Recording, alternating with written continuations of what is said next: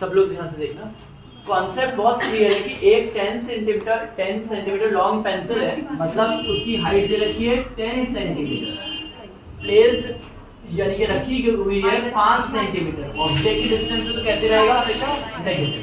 Concave mirror having radius of curvature, radius का मतलब है हमें कैपिटल R दे रखा है 40, और ये कॉन्केव का इसलिए कैसा रहेगा, माइनस का।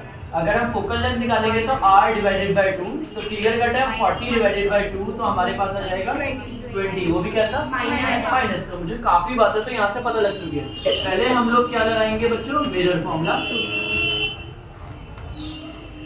और मिरर फॉर्मूला लगाते हुए 1/f इक्वल्स टू माइनस का 1/u प्लस 1/v, माइनस का नहीं आएगा, कैसा आएगा, प्लस।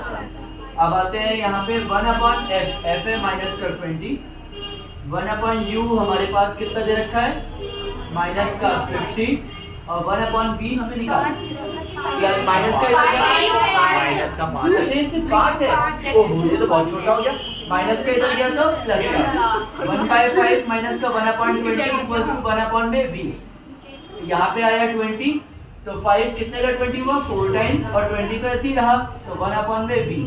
हमने सॉल्व किया तो हमारे पास आंसर आ गया 3/20, 1/v, और v हमारे पास आ गया 20/3, रेसिप्रोकल करना होता है, और ये हमारे पास आ गया 6.66, जिसे 67 कह के मैं सेंटीमीटर में छोड़ दूंगा, मगर मैं जब कैलकुलेशन लूंगा तो ये आगे भी लूंगा। मेरा अभी पोजीशन ऑफ इमेज आ चुकी है ये पहली बात। अब मैं इससे कुछ बातें बताऊं, पहले बातें बताने से पहले आगे का कर लेते हैं, साइज भी निकाल लेते हैं। साइज निकालने के लिए पार्ट 2 करने के लिए, सेकंड पार्ट करने के लिए इसका m का फॉर्मूला लगाना पड़ेगा, जो होता है माइनस का v अपॉन में u, h डैश अपॉन में h, माइनस का v मैं 20/3 लूंगा। मैं 6.67 क्यों आफत पालूं, मैं बेटर है कि मैं सिंपल सॉल्यूशन लूंगा, तो 20/3 अपॉन में u हमारे पास है बच्चों, u है हमारे पास माइनस का 5 इक्वल्स टू h डैश हमें नहीं पता, मगर h हमें जरूर पता है, कितना है 10। हमने माइनस से माइनस कैंसिल किया, क्रॉस मल्टीप्लाई सही से करा, 20/3 ऊपर 10 आ गया, और नीचे पहले से क्या है 5 इक्वल्स टू h डैश, 5 बन जा, 5 कितने जा 4 जा, और अगर कुछ कट नहीं रहा है तो 4 10 जा 40, 40 को 3 से डिवाइड किया तो 40/3, तो h डैश इक्वल्स टू 3 बन जा 3, अब यहाँ पे आ गया 3 जा 9, तो 0.33 सेंटीमीटर, ठीक है, 13.33 सेंटीमीटर। ये आ गया हमारे पास हाइट। सेकंड पॉइंट भी निकल गया, 2 नंबर 1 नंबर 3 नंबर मिल चुके हैं। अब फंसी गाड़ी वापस 2 नंबर पे। अब 2 नंबर की गाड़ी को निकालने के लिए ही मैं इसको रिकॉर्ड भी कर रहा हूँ, ताकि तुम लोग मल्टीपल टाइम इसे देख के तुम्हें थोड़ा थोड़ा याद भी है। अब सारी बातों को अगर मैं यहाँ लिख दूँ तो v हमारे पास है, देखो v हमारे पास है 6.67, यही है, और हमारे पास h की तो मुझे जरूरत भी नहीं है, देखना यहाँ पे सब कुछ हो जाएगा। कौन सा मिरर है, पहली बात कॉनकेव मिरर, तो पहले तो मैंने कॉनकेव मिरर बना लिया, ठीक है। मेरे पास f होगा यहाँ पे, और यहाँ पे c होगा। फोकल लेंथ कितनी हमारे पास थी 20, तो ये माइनस को 20, तो ये कितना होगा माइनस का 40। ऑब्जेक्ट का रखा है, u का रखा है माइनस का 5, माइनस का 5 कहाँ मिलने वाला है बच्चों, बताओ इन 3 पोजीशन में से c f o के कहाँ, f और o के बीच में, यानी कि ये जो पोल जो 0 पे मैं पॉइंट कर रहा था, ये एक्चुअल में है तो पोल, मगर हम इसको 0 से इसलिए पॉइंट कर रहे हैं ताकि हमें नंबर लाइन क्लियर दिखे।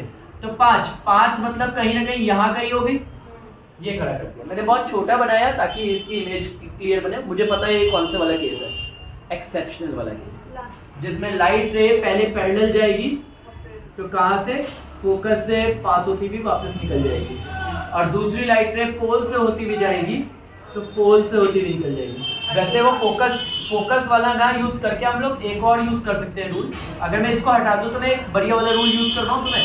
एक रूल होता है इसमें, सेंटर से लाइट अगर आती है, तो ये सेंटर दिख रही है, सेंटर से लाइट आती है तो वापस भी वो किस पे चल जाती है, ये पीछे तो कहीं नहीं काटेगी, मतलब यहाँ पे तो ये कभी भी, ये देखो ये भी फैल रही है और ये भी नीचे से फैल रही है, फैलती जा रही है। अगर ये इस साइड कभी नहीं काटेगी तो ये कहाँ काटेगी, तो बैक साइड जाना पड़ेगा हमें।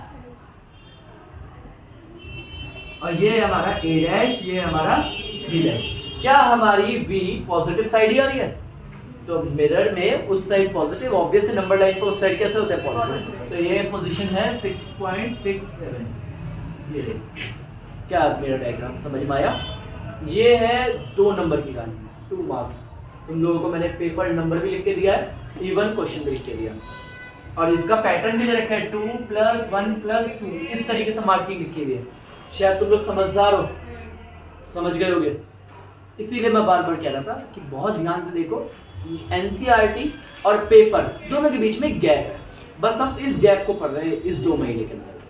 हम अब और कुछ नहीं है, हम इस 2 महीने के अंदर सिर्फ इस गैप को भरेंगे। इस गैप को भरने के लिए हम लोग इतनी कहानी कर रहे हैं। क्लियर? थोड़ी देर के लिए पॉज।